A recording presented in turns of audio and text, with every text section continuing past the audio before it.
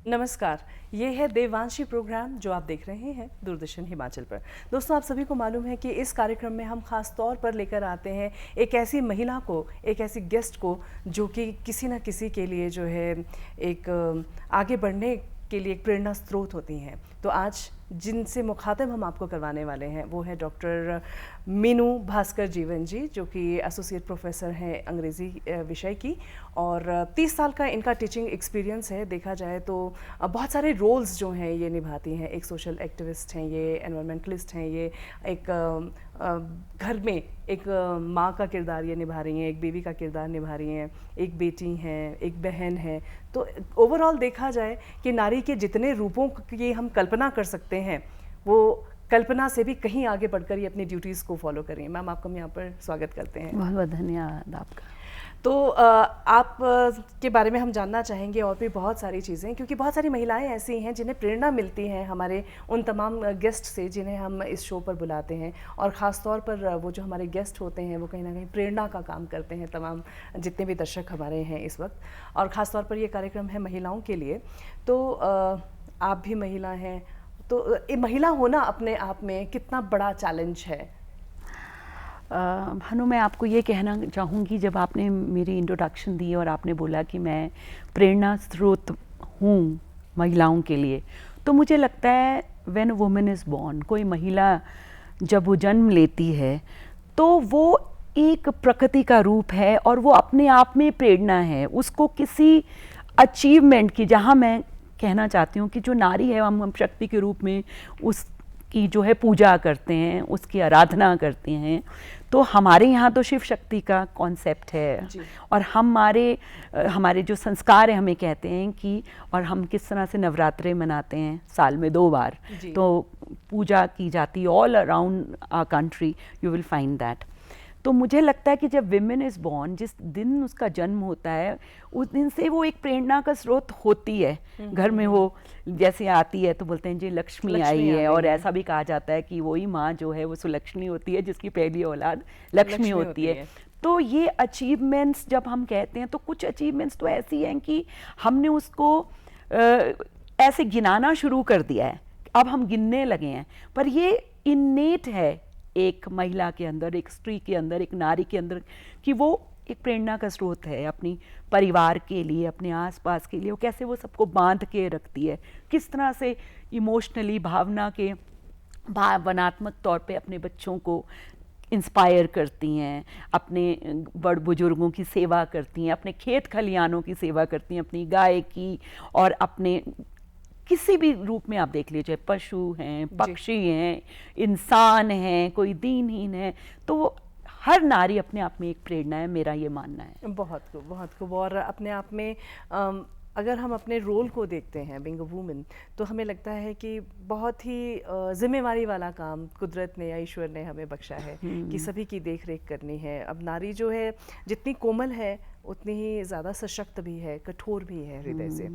तो डॉक्टर मीनू भास्कर जी, आपसे हम जानना चाहेंगे, जैसे 30 इयर्स का आपका टीचिंग एक्सपीरियंस है, तो इससे पहले आपके अगर बचपन की तरफ हम चलें, आपके चाइल्डहुड की तरफ चलें, तो उसके बारे में हमें थोड़ा बताइए। मेरा जो जन्म है एक छोटा सा कैंट एरिया है जिसको बकलो कैंट कहा जाता है, वहाँ हुआ।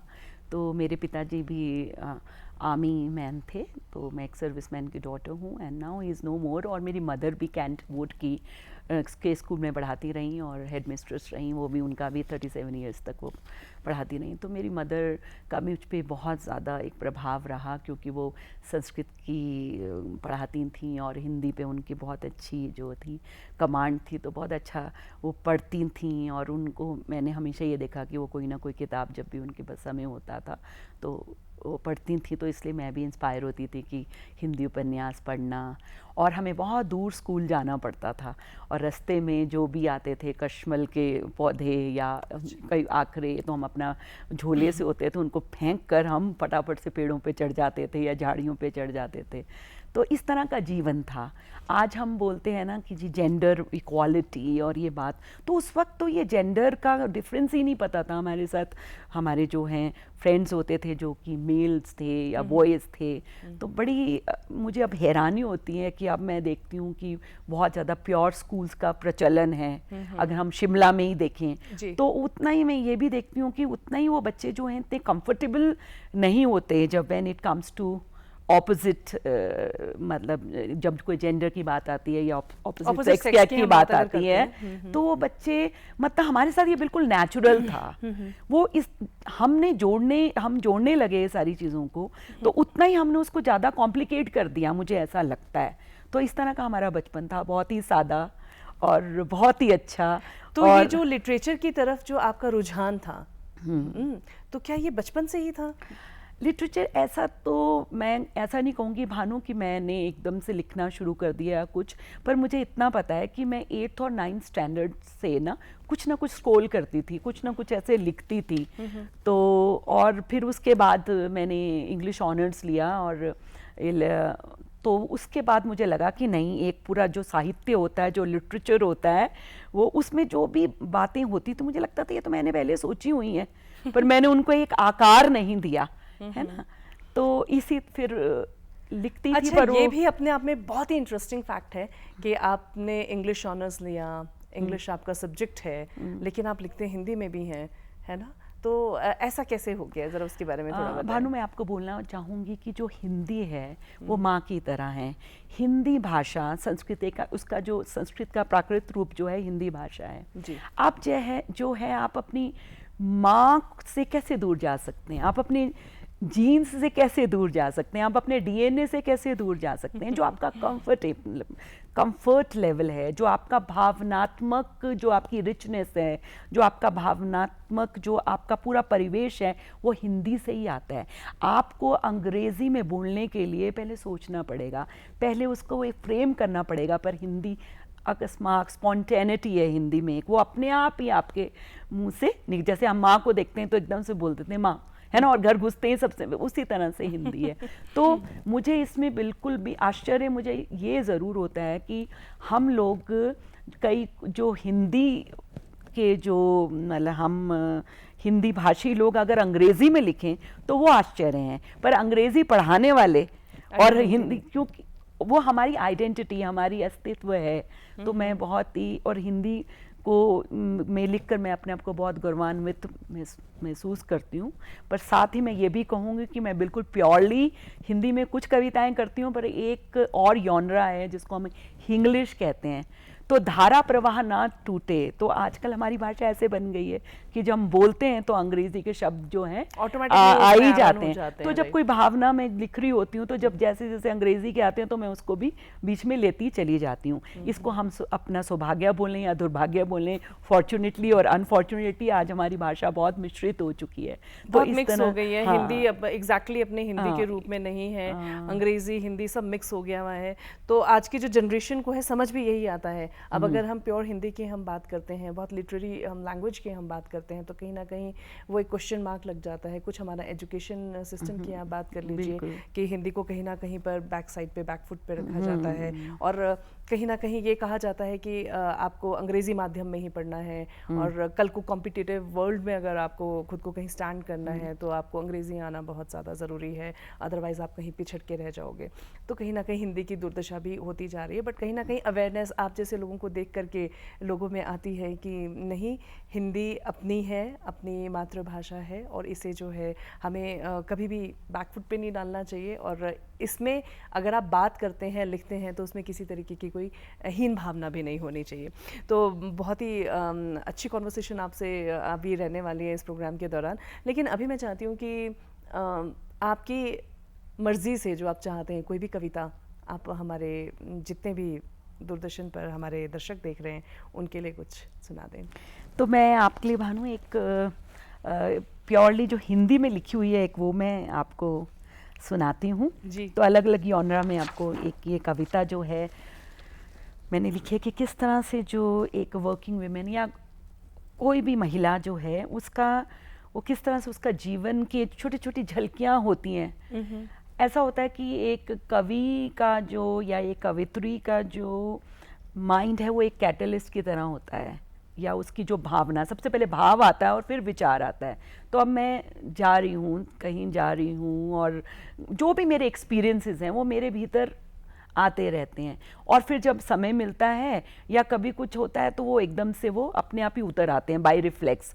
तो हमारा रॉ मटेरियल जो होता है, जहाँ से जो भी कोई लिखते हैं, इतने बड़े बड़े साहित्यकार हुए, तो वो सारा कहाँ से लेते हैं? जीवन से लेते हैं, अपने जीवन से अपना जो मटेरियल लेते हैं। तो इसी तरह से मैंने एक ये कविता है, तो मैं इसको पढ़ती हूँ आपके लिए। जी मैम। और कविता वैसे भी जो है हार्ट टू हार्ट उसका जो है ये ट्रांसपोर्ट होती है एक दिल से दूसरे दिल तक, कम्युनिकेट होती है। तो इसमें जो जिसे हम ब्रेन कहते हैं ना, सो कॉल्ड, उसका इतना ज़्यादा काम नहीं होता, क्योंकि भाव हमेशा विचार से बड़ा होता है।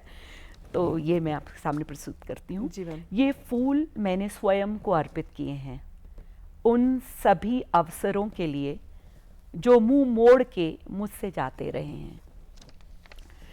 कुछ हैं उन रातों के लिए जब गहरी नींद से उठ के मैं खिसके कंबल रजाइयाँ बैठाती ओढ़ाती, चलते टीवी जलते बल्ब बंद करती, फिर टूटी नींद जोड़ते ही सवेरा हो जाता। कुछ फूल हैं उन जन्मदिनों के लिए जिन्हें अपनी सखियों के साथ मनाना तय हुआ था। कुछ है उन फुर्सतों के नाम जिनके पहुंचने से पहले ही बिन बुलाए काम आ टपकते। कुछ फूल हैं मेरे उन पसंदीदा पकवानों के नाम जो और फरमाइशों पे बलिदान हो जाते। कुछ हैं उन गर्म कढ़ाइयों और कड़छियों के नाम जो जल्दबाजी में भी अपने दाग देना न छोड़ती। कुछ फूल हैं उन परिधानों के नाम जो दुकानों की खिड़कियों से बस झांकते ही रह गए। कुछ फूल हैं उन अधूरी महफिलों के नाम जो हाथ पकड़ के मुझे बैठाना चाहती थी पर बैठा ना सकी। कुछ हैं उन मायके के दिनों के नाम जो झट से बीत जाते। कुछ हैं उन छुट्टियों के नाम जिन्हें छतों के जाले और अलमारियों की मारो मारी निगल गई। बहुत खूब। और कुछ फूल हैं हमारे पास आपके नाम। थैंक यू सो मच मानू। अच्छा, अभी हम बात करेंगे अगर कि आप एक सोशल एक्टिविस्ट भी हैं, तो किस तरीके की मेन आइडिया आपके माइंड में रहता है, किस तरीके के प्रोजेक्ट्स पे आपने काम किया है, आपका कंट्रीब्यूशन के बारे में काइंडली थोड़ा बताएं। भानु, मैं बहुत 26 साल पहले 26 साल पहले मेरी शादी हुई और मैं चंबा में पोस्टेड थी और फिर मैं शिमला में आई। जी। तो मैं आते ही जुड़ गई थी फीमेल फिटिसाइड के साथ। उस दौरान जो है बहुत ज़्यादा सोनोग्राफी का बहुत मिसयूज़ हो रहा था, और हमारे यहाँ जो लड़कियों का और लड़कों का जो रेशियो था वो बहुत नीचे जा रहा था। तो उसके साथ मैंने बहुत काम किया, और अब तो मुझे लगता है कि I can see parents with 2 daughters, very very proud parents, very very happy parents. तो ये सब जो है एक्टिविज़म जो करते रहे फीमेल फेटिसाइड को ख़त्म करने के लिए और महिला सशक्तिकरण के लिए, उसके लिए हमारी सरकारों का भी बहुत ज़्यादा योगदान रहा। और हम हर जगह टैगलाइन देखते हैं, बेटी बचाओ बेटी पढ़ाओ। तो आज जो है हमारी स्थिति बहुत अच्छी है, पर उन दिनों में अच्छी नहीं थी। तो वो काम मैं बहुत करती रही। ठीक है। और सबसे बड़ी बात मुझे ये लगती है कि हम जो है एक्टिविज़म हम हर वक्त कर सकते हैं। उसके लिए हमें किसी भी संस्था से भी जुड़ने की ज़रूरत नहीं होती, किसी भी जगह पे जाके अपना नाम दर्ज कराने की ज़रूरत नहीं होती, रजिस्टर होने की ज़रूरत नहीं होती। जब कॉलेज में हम पढ़ाते हैं या हम निकलते हैं, अपने पड़ोस में हम देखते हैं कोई है जिससे कि जो कि लो फील कर रहा है ना, जिसे ऐसा लग रहा है कि उसकी लाइफ मीनिंगलेस है और उसको रास्ता नज़र नहीं आ रहा है, तो हम उसको हाथ पकड़ के थोड़ी सी 2 मिनट बात कर देते हैं। वो भी एक एक्टिविज़म है। तो मुझे ऐसा लगता है सोशल एनवायरनमेंट और जो हमारा ये जोग्राफिकल एनवायरनमेंट है, जो हमारा ये एटमॉस्फेयर है, इसको ठीक करना, ये मेरी दोनों ही पैशन है। कि हमारे पहाड़ बचें, हमारे पर्वत जो हैं, हमारे फॉरेस्ट बचें, हमारी जो खासकर जो पानी, जो जल की धाराएं हैं, नेचुरल सोर्सेज, वो बचें। तो वहाँ की क्लीनलीनेस के लिए मुझे बहुत ही, उसके लिए मैं बड़ी पैशनेट हूँ, उसके लिए बहुत काम भी किया है और बहुत से लोग मेरे साथ जुड़ते भी हैं। तो उसके लिए मुझे किसी भी संस्था की मैं नहीं हूँ मेंबर, बट जहाँ जहाँ मुझे मौका मिलता है कि लोगों को ये बोलना कि प्लास्टिक जो है कम से कम इस्तेमाल करो। तो जब मैं कोटी कॉलेज में होती थी, इससे पहले मैं कोटी में पोस्टेड थी, तो वहाँ पे हमने 1 महीने का कैंपेन किया था कि बच्चों आप लोग कुछ भी प्लास्टिक के जो क्या बोलते हैं पैक्स में जो भी चीज़ें आती हैं, चाहे वो कुरकुरे हैं या जो चिप्स हैं, जो ये 1 महीना आप मत खाओ, वो आपके पेट के लिए भी अच्छा रहेगा और धरती के पेट के लिए भी अच्छा रहेगा। Environment के लिए भी अच्छा है हाँ, वो, right? क्योंकि बहुत सारे फॉरेस्ट जो हमारे आसपास बहुत ही सुंदर एक जंगल था, पर उसके जो छोटे छोटे पेड़ थे ना वो मरते जा रहे थे। वो कैसे? वो प्लास्टिक ने चोक कर दिया वहाँ का जो वाटर सोर्स था। तो मुझे लगता है हमें अपने आप को बचाना है अगर, तो सबसे पहले सृष्टि को हमें बचाना पड़ेगा।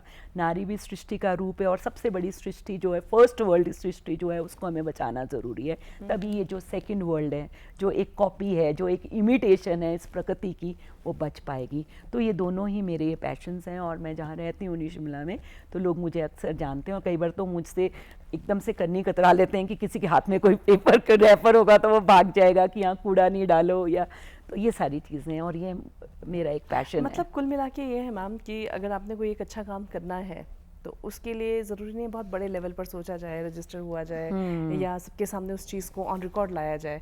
कई बार होता है ना, कुछ लोग ऑन रिकॉर्ड ना आकर के भी बहुत सारे काम कर दिया करते हैं जो कि सोसाइटी के लिए बहुत अच्छे होते हैं। तो शायद वैसे ही जो लोग काम करते हैं वो अपने आप में हीरोज़ हैं और मुझे लगता है कि इस एक मुहिम को जो है जारी रखना चाहिए। अभी हम अगर फेमिनिज्म की हम बात करते हैं, महिलाओं की हम बात करते हैं, तो आज की डेट में आप उनके लिए क्या चैलेंजेस आप देखते हैं डे टू डे लाइफ में? मुझे ऐसा लगता है कि फेमिनिज्म एक ऐसा शब्द बन गया है ना कि को कहीं भी ड्रॉप कर देता है महिलावाद और महिला के उस पे। तो मैं अक्सर ये कहती हूँ कि बिना दोनों सेक्सेस को या मल्टीपल जितनी भी सेक्सुअलिटीज़ हैं उनको अपने फोल्ड में लिए बिना, उनको एनकम्पास किए बिना आप कभी भी महिला सशक्तिकरण की बात नहीं कर सकते। अगर आबादी का 40% हिस्सा या 50% हिस्सा जो कि मेल सोसाइटी, मेल मेंबर्स हैं, अगर उनकी एजुकेशन पे बात नहीं होगी, हमने क्या किया कि हमने ना पूरा तराजू ना एक ही तरफ कर दिया। पहले एक तरफ था तो लड़का जो है भी लड़के के लिए बहुत ही हम आरती उतारते थे। अब जो है जब फीमेल की बात आई तो सिर्फ फीमेल की बात ही करनी। तो यहाँ इक्वालिटी कहाँ है? जब तक हम शिक्षित नहीं करेंगे और उनको सेंसिटाइज नहीं करेंगे, जेंडर सेंसिटाइज बॉयज़ को भी नहीं करेंगे, अब उनको ऐसे ही छोड़ देंगे, ये तो लड़के हैं, ये तो उनको ऐसे बोल के कुछ भी नाम दे के ऐसे छोड़ देंगे, तो तब तक हम महिला सेफ नहीं हो सकती। और दूसरी तरफ इसके चैलेंजेस ये भी हैं कि अब while raising a daughter and a boy son, मुझे ऐसा लगता है कि एक समाज के एक पक्ष को हम ना इतना इग्नोर कर रहे हैं कि उनको ये लगने लगा है कि शायद मेल होना भी अपने आप में एंटी फेमिनिज्म है, या है ना। और वो बहुत एक बड़ा चैलेंज आ रहा है धीरे-धीरे। हम उसको हम क्यों नहीं इकट्ठा लेकर चल सकते? Why not? और मैं एक उसमें एसेंशियलिज्म एक धारा होती है फेमिनिज्म की, तो मैं उसमें विश्वास ज़रूर करती हूँ कि हम जो मदर्स, एक मेल जो है वो उससे आप मदरहुड, जो आप में मदरहुड होता है इन्नेट, ठीक है, वो आपके साथ मेल जो है आपके साथ सारा कार्य, आप उनको कार्यभार दें, उनको समझाएं कि आप मेरी ये मदद कर दीजिए, ये मदद कर दीजिए। पर जब बच्चा एकदम से रोता है या कोई भी होता है तो सबसे पहले माँ ही जाती है ना, और बच्चा भी माँ को ही ढूंढता है। तो एक ये प्राकृतिक चीज़ है ना। और कुछ आपको बड़ा एक इंटरेस्टिंग फैक्ट मैं बताती हूँ कि एक प्रजाति होती है बर्ड्स की, उसमें जो है फीमेल जो है वो जन्म देती है और मेल उसको पालता है। तो हमारी प्रकृति में ही सारे उदाहरण हैं, सारा एक क्या कहेंगे मॉडल है, हमको बस उसको फॉलो करना है। ये जो हम अपना करने लग जाते हैं ना, अपनी बहुत सारी थियराइजेशन करने लग जाते हैं, और उसमें अब कई जगह ऐसा भी हो रहा है कि गर्ल्स कहती हैं कि वी डोंट वांट पीरियड्स, इससे हमारे 5 दिन खराब होते हैं, है ना। अब चाइना की मैं एक न्यूज़ देख रही थी कि उसमें वो कहते हैं कि गर्ल्स कह रही हैं कि वी वांट वाइडर आइज, है ना, बिकॉज वाइडर आइज, बड़ी आंखें जो हैं सुंदर लगती हैं। तो हमने इसको ना बहुत ज़्यादा उलझा दिया है, मुझे मालूम है कि बहुत से लोग इसके साथ डिसएग्री करेंगे, पर मेरा मानना ये है कि इसको कॉम्प्लिकेट बहुत ज़्यादा कर दिया बहुत हमने। ज़्यादा कॉम्प्लिकेटेड हाँ, कर दिया है। अच्छा, यहीं पर अगर मैं विमेन एम्पावरमेंट की मैं बात करती हूँ तो कहीं ना कहीं हम हमारे फाइनेंशियल स्टेटस को लेकर के भी बहुत ज़्यादा कॉन्शियस रहने लगे हैं कि एक लेडी है तो उसे वर्किंग ही होना है। ऐसा क्यों है? आप इसे किस तरीके से बहुत लेते ही हो? बढ़िया क्वेश्चन है और ये मेरे ना दिल के बहुत ही मन के बहुत करीब है। मैं आपको बताती हूँ, मैं सुन्नी में पोस्टेड थी, तो एक मैं क्लास ले रही थी, तो एक बच्चा बहुत जोर जोर से, छोटा सा बच्चा, बिल्कुल ही नॉट इवन अ टॉडलर, मतलब वो अभी माँ की फीट पे था, तो वो बच्चा रो रहा है और एक बुजुर्ग महिला की गोदी में वो बच्चा था। तो मैं गई, मुझसे रहा नहीं गया, उस पीपल के पेड़ के नीचे वो बच्चा रो रहा था और वो बच्चा ना यहाँ से बिल्कुल कसा हुआ था, जैसे होता है नहीं है, वो खूब सारे गर्म कपड़े, और उसकी मदर जो है एग्ज़ाम देने आई हुई थी। तो मैंने उनसे बोला, मैंने कहा माँ जी, ये अभी ये बच्चा थोड़े से 2-3 महीने का है और ये भूख में इतना, भूख से इतना तड़प रहा है, ऊपर से इतनी गर्मी है उसको आप, और वो अंदर जो एग्ज़ाम देने आई है, वो कोई एग्ज़ाम भी ऐसा नहीं था, वो नौकरी 5,000 की भी हो सकती है, 10,000 की भी हो सकती है, जो हमने इकोनॉमिक स्टेटस के साथ, मैं फाइनेंशियल फ्रीडम की वोटरी हूँ, मैं, मुझे लगता है कि फाइनेंशियली विमेन फ्री होनी चाहिए, पर साथ में मुझे ये भी लगता है कि फाइनेंशियल फ्रीडम को एक अचीवमेंट का माइलस्टोन क्यों बना दिया है, लैंडमार्क क्यों बना दिया है, कि अगर आपके घर में महिला नौकरी करती है तो ही वो जो है एक सशक्त महिला है। अब कई बार कहते हैं, किसी से पूछो, किसी नारी से, किसी स्ट्रीट से, तो मैडम हम तो कुछ भी नहीं करते। मैं उनको कहती हूँ, आप ऐसा क्यों कहते हो? जो आप करते हो वो कोई नहीं कर सकता है। सुबह मैं जब देखती हूँ ना, ऐसे बैग उठा के भाग रही है, कोई मतलब बस छूट जा रही है, कभी किसी की टांग में लग रही है, तो एक हमने ऐसी सोसाइटी क्रिएट कर दी है जहाँ पे सबको नौकरी लेनी ही लेनी है। मैम यहाँ पर मैं आपको थोड़ा इंटरप्ट करूंगी। एक देखिए, एक कुछ केसेस ऐसे भी हो रहे हैं, क्योंकि मेरे भी कुछ सामने ऐसे केसेस हैं कि अगर हम मैरिजेस की बात करते हैं तो आज की डेट में ये चीज़ होना शुरू हो गई है। मेट्रो में तो खैर काफ़ी पहले से ये चीज़ हो रही है कि अगर लड़की, पहले हम क्या कहते थे, लड़की पढ़ी लिखी होनी चाहिए, अभी क्या हो गया, लड़की जॉब भी करनी होनी चाहिए। अगर जॉब नहीं हो रही होगी तो कोई ऐसा लड़का उसे नहीं मिलेगा जो कि एक अच्छी जगह पर पोस्टेड होगा। अभी क्या हो गया कि अगर लड़की जॉब नहीं कर रही है तो कोई भी लड़का उसे शादी करने के लिए तैयार नहीं है। क्यों? क्योंकि उसने खुद जॉब के लिए मेहनत करी है, कि अगर उसने गवर्नमेंट जॉब ली है तो उसे भी चाहिए कि लड़की जो है जॉब में होनी चाहिए। बिल्कुल। तो कहीं ना कहीं जैसे डाउरी का पहले सिस्टम था, तो मुझे तो ये मेरा पर्सनल थॉट है कि ये जो है, ये दहेज है, ये हर महीने दहेज, हर महीने का दहेज है। आप जो है एक बार मना कर दो, उसके बाद आप किसी ऐसी लड़की से शादी नहीं करना चाहते हैं जो कि घर पर रह रही है या फिर बहुत अच्छे से आपके घर को संभाल रही है, जॉब उसे नहीं मिला है तो वो शादी नहीं करना चाह रहा है कोई लड़का उससे। आप देखो, तो ये सोसाइटी किस तरीके से चेंज हो रही है। अब भानु, आप ये देखो कि जो प्रेम, लव बेस्ड मैरिजेस होती थी पहले, प्रेम, और अब क्या है, ये job based marriages, job based है। आप देखेंगे, if somebody comes out as a bureaucrat, और you will find out somebody who is a class 1 and into, मतलब ये सारी चीजें बहुत ही अनफॉर्चुनेट हैं। और उस तरह से फिर हम अपने आप को जोड़कर, मोड़ कर, कितने लोग जो हैं उनको सिर्फ ये पसंद है कि मुझे अपने गांव में रहना है, खेती करनी है, सुबह की मतलब उषा की किरण देखनी है मैंने, और मैंने घर संभालना है, और मुझे वही अच्छा लगता है। तो उसे भी ज़बरदस्ती, उसके ऊपर भी एक प्रेशर है, एक अर्जेंसी क्रिएट की जा रही है कि नहीं, तुम्हें तो नौकरी करनी ही करनी है ना। और मैंने कितनी महिलाओं से देखा है कि एंड में सारी ताउम्र काम करके भी उनकी जो अपनी ज़रूरतें हैं वो रह जाती हैं, और अपना जो आराम है वो रह जाता है। जब तक वो रिटायर होती हैं तो उनकी फिज़िकल जो डिबिलिटेशन, जो उनकी फिज़िकल जो हालत होती है, जो ध्यान ही नहीं वो उस पे अपने पे दे पाती, तो ये भी हमको समझना पड़ेगा। आप एक सशक्त महिला हैं और सबके लिए प्रेरणा स्रोत भी आप हैं, और जैसे जैसे आप कहीं से गुजरती भी हैं तो मुझे लगता है हर कोई आपसे बात करना चाहता है, आपसे कुछ सीखना चाहता है कि 5 मिनट अगर आपके साथ रहे तो पता नहीं कितना कुछ वो नॉलेज जो है आपसे वो गेन कर ले। तो मैं इसमें आपके फैमिली सपोर्ट की भी मैं बात करना चाहूँगी कि फैमिली सपोर्ट जो है कितना इम्पोर्टेंट रहा है आपके लाइफ में, आपकी अचीवमेंट्स को लेकर के। मुझे ऐसा लगता है भानु कि हम पेरेंट्स ने, मेरे 2 ब्रदर्स हैं, तो जब पढ़ाई की बात आई तो मैं क्लास 10 के बाद ही बाहर पढ़ी हूँ, क्योंकि उस वक्त इतने कॉलेजेस और वो नहीं होते थे। तो एक एजुकेशन लड़कियों को देना, ये अपने आप में बहुत बड़ी सपोर्ट है कि वो अपने रास्ते ढूंढने लगती हैं।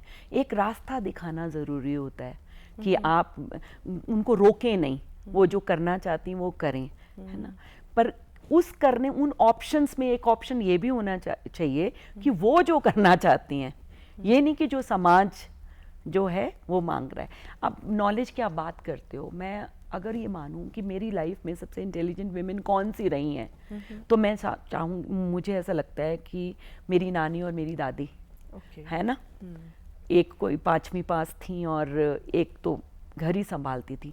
तो विजडम को हमेशा नॉलेज से ज़्यादा तरजीह देनी चाहिए, मुझे ऐसा लगता है। हमने क्या किया कि जो नॉलेज है, जो प्रिंट है, उसको, जो पब्लिश्ड है, जो प्रिंट है, जो लिखा गया है, उसको हमने इतना ज़्यादा उस पर ध्यान देना शुरू कर दिया और उसी को एक सफलता की कुंजी मान लिया। और जो विजडम वाला पार्ट था, जो हमें मिल सकता था अपने बड़ों से, उसको हमने एक तरफी कर दिया।